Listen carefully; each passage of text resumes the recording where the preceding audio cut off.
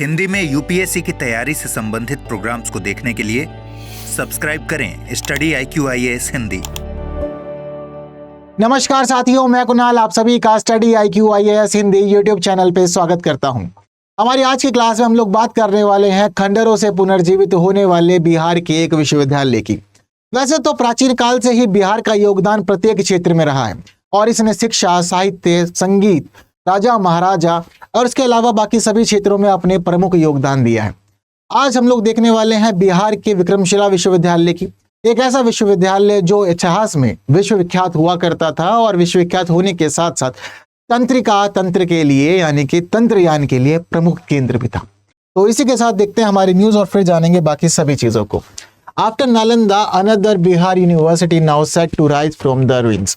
तो हमें पता चल रहा है कि भाई नालंदा विश्वविद्यालय को लगभग एक दशक पहले पुनर्जीवित करने का कार्य हमारी सरकार ने शुरू कर दिया था। वहीं अब हम लोग देख रहे हैं कि हमारी सरकार विक्रमशिला विश्वविद्यालय पर भी ध्यान केंद्रित कर रही है और विक्रमशिला विश्वविद्यालय को पुनर्जीवित करने के लिए अब चीजें तेजी से आगे बढ़ रही हैं। हालांकि विक्रमशिला विश्वविद्यालय को पुनर्जीवित करने की संकल्पना आज की नहीं है, दरअसल ये भी एक दशक पहले की ही है। हम लोग देखते हैं कि वर्ष 2015 की बात है और वर्ष 2015 में हमारी केंद्र सरकार ने विक्रमशिला विश्वविद्यालय को पुनर्जीवित करने के लिए 500 करोड़ रुपए की मंजूरी दे दी थी। साफ तौर पे कह दिया था कि 500 करोड़ रुपए के माध्यम से हम चाहते हैं कि विक्रमशिला विश्वविद्यालय को पुनर्जीवित किया जाए। और इसके बाद बिहार सरकार को एक जिम्मेदारी सौंप दी गई थी कि देखिए जी, अब आपकी जिम्मेदारी है कि आप विक्रमशिला विश्वविद्यालय के लिए स्थान का चयन करेंगे, जिसके बाद इसके लिए कार्य को आगे बढ़ाया जाएगा। हालांकि सभी चीजें 2015 में इस प्रकार आगे तो बढ़ी, लेकिन जिसके बाद हम देखते हैं कि बिहार राज्य सरकार भूमि पहचान में असमर्थ रही और इसी कारण से आगे का कार्य नहीं हो पाया और सभी चीजें रोक दी गई। लेकिन फिलहाल हमारा जो मामला सामने आया है, जो न्यूज आई है, ये इस वजह से आई है कि बिहार सरकार ने अपने कार्य को अब पूरा कर दिया है, क्योंकि विक्रमशिला विश्वविद्यालय के पास यानी कि जो हमारा प्राचीन विक्रमशिला विश्वविद्यालय है, उस विश्वविद्यालय के जो हमें अवशेष देखने को मिलते हैं, उन अवशेषों से कुछ ही दूरी पर भागलपुर जिले में एक गांव है जिसका नाम है अंतिचक गांव। तो फिलहाल बिहार सरकार ने इस अंतिचक गांव के अंदर ही विक्रमशिला विश्वविद्यालय के निर्माण के लिए 202.14 एकड़ भूमि को मंजूरी दी है। तो अब इस जो ये भूमि का चयन हुआ है, इसी भूमि पर कार्य किया जाएगा विक्रमशिला विश्वविद्यालय की स्थापना का। हालांकि अभी हम लोग यहाँ देखते हैं कि जिस भूमि का चयन किया गया, यहाँ पर मात्र और मात्र 27 एकड़ भूमि ही ऐसी है जो राज्य सरकार की है, लेकिन इसके ऊपर भी आसपास के लोगों का कब्जा है। तो अतिक्रमण हटाया जाना है, इसके अलावा बाकी आसपास की भूमि को भी फिलहाल अधिग्रहण करना है, जिसके लिए बिहार सरकार ने अभी यहाँ पर 87.99 करोड़ की राशि अप्रूव की है कि इस राशि के माध्यम से हम लोग यहाँ पर विक्रमशिला विश्वविद्यालय की भूमि का अधिग्रहण करेंगे। तो ये फिलहाल हमारी अभी करंट की न्यूज है और करंट की न्यूज के साथ साथ अब हमें थोड़ी सी बातें जरूरी है कि हम लोग समझे विक्रमशिला विश्वविद्यालय के बारे में। तो बिहार सरकार का कार्य काफी सराहनीय है, केंद्र सरकार के सपोर्ट से सभी चीजें चल रही हैं। फिलहाल हम लोग देखते हैं कि यहाँ पर अवशेष मौजूद हैं। हालांकि जो अवशेष हमें यहाँ विक्रमशिला विश्वविद्यालय के देखने को मिलते हैं, अब 2024 दिसंबर के महीने से ASI भी इन अवशेषों के ऊपर बहुत ज्यादा एक्टिव देखने को मिला है और ASI ने विक्रमशिला विश्वविद्यालय के अवशेषों पर पर्यटकों को आकर्षित करने के लिए यहाँ पर कार्य शुरू कर दिया है। इस स्थल के विकास में काफी तेजी देखने को मिल रही है। यहाँ पे मजदूरों ने फिलहाल जो वनस्पति उगी हुई थी उन सभी को हटा दिया है, बाकी सभी जो अवशेष हैं, जो संरचनाएं हैं, उनके साफ सफाई का कार्य किया जा रहा है। जो मुख्य ग्रिड पूरे के पूरी संरचना है, इसको ग्रिड के माध्यम से विभाजित किया गया है, क्योंकि बीच में हम लोग देखते हैं कि यहाँ पर स्तूप है। यहाँ पर जो मौजूद स्तूप है, ये यहाँ की एक खास विशेषता के रूप में जानी जाती है और ये जो स्तूप है, ये स्तूप प्राचीन काल से हम लोग देखते हैं कि क्रासीफॉर्मा ईंटों का एक स्तूप है और इस स्तूप के आसपास हमें बहुत सारे कक्ष देखने को मिलते हैं, जिनकी संख्या है 208। तो ग्रिड के माध्यम से 4 भागों में विभाजित किया गया है और प्रत्येक के हिस्से में 52 कक्षाएं। हालांकि विक्रमशिला विश्वविद्यालय अपनी अनेक विशेषताओं के कारण ही प्राचीन काल से बहुत अधिक प्रसिद्ध रहा है। इस विश्वविद्यालय की स्थापना पाल वंश के शासक धर्मपाल के द्वारा की गई थी और यह माना जाता है कि 8वीं शताब्दी के अंत और 9वीं शताब्दी की शुरुआत में इस विश्वविद्यालय की स्थापना की गई थी। इस दौरान इस विश्वविद्यालय केवल स्थापना ही नहीं की गई, बल्कि यह विश्वविद्यालय चरम पर पहुंचा और यह विश्वविद्यालय 12वीं शताब्दी तक चरम पर बना रहा। इसी दौरान हम लोग ये देखते हैं कि इस विश्वविद्यालय के जो 908 कक्ष थे, उसी के साथ यहाँ पर 160 विहार भी बनाए गए। इस विश्वविद्यालय के अंदर 6 महाविद्यालयों की स्थापना की गई और लगभग 3000 से ज्यादा छात्र यहाँ पर अध्ययन अध्यापन का कार्य करने के लिए आया करते थे। इस विश्वविद्यालय के अंदर हम देखते हैं कि जहां एक और अलग अलग प्रकार के विषय जिनमें शामिल है धर्मशास्त्र, दर्शन, व्याकरण, तत्व मीमांसा, तर्कशास्त्र आदि आदि पढ़ाए जाते थे, वहीं इसके साथ यह विश्वविद्यालय तंत्रयान यानी कि तंत्र विद्या, जादू टोने के लिए पूरे के पूरे विश्व का सबसे महत्वपूर्ण केंद्र बना। हालांकि इसकी तुलना जनरली नालंदा विश्वविद्यालय से की जाती है, पर नालंदा विश्वविद्यालय का इतिहास विक्रमशिला विश्वविद्यालय के इतिहास की तुलना काफी ज्यादा पुराना है। विक्रमशिला विश्वविद्यालय की तुलना में अगर हम नालंदा विश्वविद्यालय को समझते हैं तो पता चलता है कि नालंदा विश्वविद्यालय की स्थापना गुप्त काल में हुई थी। लगभग 320 से 550 ईस्वी के दौरान इसकी स्थापना हम लोग देखते हैं, मतलब गुप्त काल के दौरान हो गई थी। इसके बाद ये फला फूला, अलग अलग राजाओं का इसको संरक्षण मिला और वहीं 12वीं शताब्दी तक ये अस्तित्व में रहा। अब हम लोग देखते हैं कि विक्रमशिला विश्वविद्यालय के अस्तित्व की समाप्ति और नालंदा विश्वविद्यालय के अस्तित्व की समाप्ति दोनों एक साथ होती है और दोनों की अस्तित्व की समाप्ति के लिए एक ही व्यक्ति जिम्मेदार माना जाता है।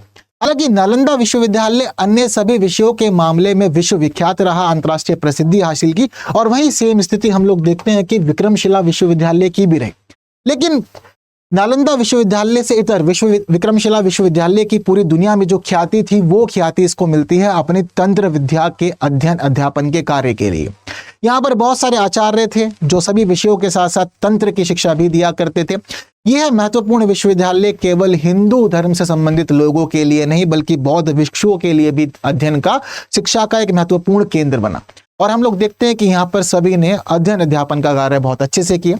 धर्मपाल के काल में हम लोग ये देखते हैं कि विक्रमशिला विश्वविद्यालय को नालंदा विश्वविद्यालय से भी ऊपर का पद मिला और सभी मामलों में वो महत्वपूर्ण हो गया। नालंदा विश्वविद्यालय और विक्रमशिला विश्वविद्यालय दोनों के शिक्षक दोनों ही जगह पर चीजों को शेयर किया करते थे और दोनों ही जगह पर पढ़ाने पढ़ने का कार्य लोग किया करते थे। आचार्य दोनों ही जगह पर पढ़ाने जाया करते थे। इसके साथ साथ हम लोग ये भी देखते हैं कि विक्रमशिला विश्वविद्यालय जिस प्रकार से लोकप्रिय रहा, काफी तेजी से इसका विकास हुआ और नालंदा विश्वविद्यालय का प्रशासन भी ये माना जाता है कि एक समय पर विक्रमशिला विश्वविद्यालय के द्वारा ही किया जाता था। प्रशासन के जो अधिकार थे वो भी इसके पास थे। आज के समय में जब हम विक्रमशिला विश्वविद्यालय के अस्तित्व को, अवशेषों को देखते हैं तो हमें यह पता चलता है कि इसके अवशेषों में खास तौर पे इसका केंद्र में मौजूद स्तूप, इसके अलावा आसपास मौजूद 208 कक्ष और इसके अलावा यहाँ मौजूद है इसका विशाल पुस्तकालय। ये इसके प्रमुख अवशेषों में शामिल है और ये बताते हैं कि ये विश्वविद्यालय इतिहास में कितना भव्य रहा होगा और सभी के लिए किस प्रकार से ये शिक्षा का केंद्र बना होगा। इसके साथ साथ विक्रमशिला विश्वविद्यालय के अंदर एक आयताकार संरचना भी मिली है और इस आयताकार संरचना के लिए माना जाता है कि ये आयताकार संरचना उस समय शीतलन प्रणाली का हिस्सा रही होगी और यहाँ पर आसपास के जलाशयों से पानी ला करके रखा जाता होगा जो नाजुक पांडुलिपियों के संरक्षण के लिए जिम्मेदार माना जाता होगा। यहाँ से बहुत सारी मूर्तियां भी मिली हैं और मूर्तियों को पास के ही एक संग्रहालय में संरक्षित किया गया है। यहाँ से प्राप्त मूर्तियों में हम लोग देखते हैं कि गौतम बुद्ध की बहुत सारी मूर्तियां मिली हैं। वहीं इसके अलावा हिंदू धर्म के अलग अलग देवताओं की मूर्तियां भी यहाँ से प्राप्त हुई है। तो ये सारी की सारी चीजें जो है वो विक्रमशिला विश्वविद्यालय की खास विशेषताएं।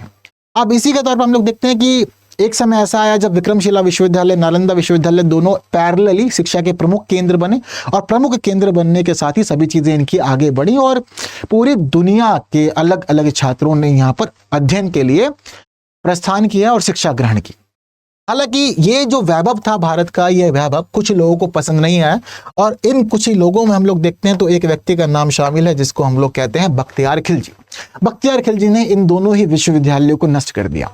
नालंदा विश्वविद्यालय को नष्ट किया, इसके पुस्तकालय में आग लगा दी और हमें पता चलता है कि इसके पुस्तकालय के अंदर इतनी ज्यादा किताबें थी कि यहाँ पर लगाई गई आग कई महीनों तक दहकती रही। ठीक उसी प्रकार की स्थिति हम लोग विक्रमशिला के मामले में भी पता करते हैं, मतलब हमें पता लगती है। क्लियर है बात सर? तो अब यहाँ पर हम लोग ये देखते हैं कि विक्रमशिला विश्वविद्यालय के पतन के लिए मुख्य रूप से कुछ कारण जिम्मेदार माने जाते हैं, जिनमें पहला है हिंदू धर्म का उत्थान। अब ये माना जाता है कि हिंदू धर्म का काफी तेजी से उत्थान होने लगा था फिर दोबारा, जिसकी वजह से सभी चीजें बदल जाती हैं और तंत्र से जो क्या होता है कि थोड़ा सा मुंह मोड़ना शुरू कर देते हैं लोग। वहीं बौद्ध धर्म का पतन भी इसके पीछे एक कारण माना जाता है और तीसरा सबसे प्रमुख कारण जो माना जाता है वो था बख्तियार खिलजी का आक्रमण। हमें इतिहासकार ये भी बताते हैं कि बख्तियार खिलजी का हमारे जो विश्वविद्यालय हैं उनको नष्ट करने का पीछे का कारण था हमारे ऐतिहासिक धरोहर और शिक्षा। दरअसल ये बताया जाता है कि बख्तियार खिलजी एक समय बहुत ज्यादा बीमार हो गया और बीमार होने के बाद में कोई भी उसका उपचार नहीं कर पा रहा था। तो बख्तियार खिलजी को किसी ने सजेस्ट किया कि अगर आप नालंदा विश्वविद्यालय से किसी वैद्य को बुला लेते हैं तो ऐसी स्थिति में आप ठीक हो सकते हैं और आपका उपचार किया जा सकता है। तो यहाँ पता चलता है कि नालंदा विश्वविद्यालय से आचार्य राहुल श्रीभद्र जी को बुलाया जाता है, जिसके बाद बख्तियार खिलजी ये शर्त रखता है कि आप मेरा उपचार तो करेंगे लेकिन मैं किसी भी भारतीय दवाई का सेवन नहीं करूंगा, किसी औषधि का सेवन नहीं करूंगा। तो इसके दौरान हम लोग देखते हैं कि यहाँ पर आचार्य राहुल श्रीभद्र जी इसकी शर्त को स्वीकार भी कर लेते हैं और शर्त स्वीकारने के बाद में केवल इसको कुरान देते हैं और कहते हैं कि आपको कुरान पढ़नी है, इसके अलावा कुछ नहीं करना। तो यहाँ पता चलता है बाद में कि कुरान के ही पन्नों के ऊपर कुछ दवाइयाँ लगा दी गई थी आचार्य राहुल श्रीभद्र जी के द्वारा, जिसके ऊपर बार बार अपनी लार का इस्तेमाल करने से, पेचिस के पलटने से उसको दवाई मिलती रही और वो बहुत जल्दी ठीक हो गया। अब जब वो ठीक हो गया तो उसे ये सोचना पड़ा कि कैसे भारत के अंदर जो ज्ञान है वो इतना ज़्यादा विकसित है, इतना ज़्यादा अच्छा है कि सिर्फ और सिर्फ मैं कुरान पढ़ने मात्र से ठीक हो गया हूँ। तो अब उसे इस जगह पर वैसे तो भारतीय संस्कृति और भारतीय ज्ञान का सम्मान करना चाहिए था, धन्यवाद देना चाहिए था, लेकिन वो इस पूरे के पूरे घटनाक्रम से बहुत ज़्यादा चिढ़ गया और चिढ़ने के बाद उसने भारत के ऊपर कूच किया और हमारे दोनों ही शिक्षा के प्रमुख केंद्र नालंदा विश्वविद्यालय और विक्रमशिला विश्वविद्यालय दोनों को नष्ट कर दिया था। और हम लोग ये देखते हैं कि जिस व्यक्ति ने हमारी धरोहर, हमारी इतिहास, इन सभी संस्थानों को नष्ट किया, अभी हम लोगों ने बिहार के अंदर ही उसके नाम पर एक रेलवे स्टेशन तक बना रखा है। हम लोग इनको सम्मान भी देते हैं, इनको याद रखते हैं चीज़ों के अंदर। तो ये भी एक अलग मुद्दा हम लोग को देखने को मिलता है। हालांकि ये कुछ खास बातें हैं हमारे गौरवशाली विक्रमशिला विश्वविद्यालय की, जिसके पुनर्जीवित करने का कार्य हमारी सरकार कर रही है। तो आप लोगों का इस पूरे के पूरे घटनाक्रम पर क्या कहना है मुझे कॉमेंट में ज़रूर बताइएगा। बाकी स्टडी IQ IAS हिंदी हम लोग का इंपॉर्टेंट प्लेटफॉर्म है जहाँ हम मिलते हैं। बाकी हम लोग मिल सकते हैं टेलीग्राम, इंस्टा, फेसबुक और X प्लेटफॉर्म पर भी, जहाँ चीज़ों को शेयर कर सकते हैं। इस QR कोड को स्कैन करके आप लोग डायरेक्ट मेरे टेलीग्राम चैनल पर भी पहुंच सकते हैं। तो बस आज की क्लास में बात हमें इतनी ही करनी है, बाकी की बात करेंगे हम आप लोग अपनी आने वाली क्लासेस में कुछ नए विषयों के साथ। फिलहाल तब तक आपकी जिम्मेदारी है कि आप लोग इस वीडियो को शेयर करें और जिन्होंने लाइक नहीं किया लाइक करके जरूर जाइएगा। बाकी इस क्लास के लिए दीजिए मुझे विदा। Thank you so much. जय हिंद। हिंदी में UPSC की तैयारी से संबंधित प्रोग्राम्स को देखने के लिए सब्सक्राइब करें स्टडी IQ IAS हिंदी।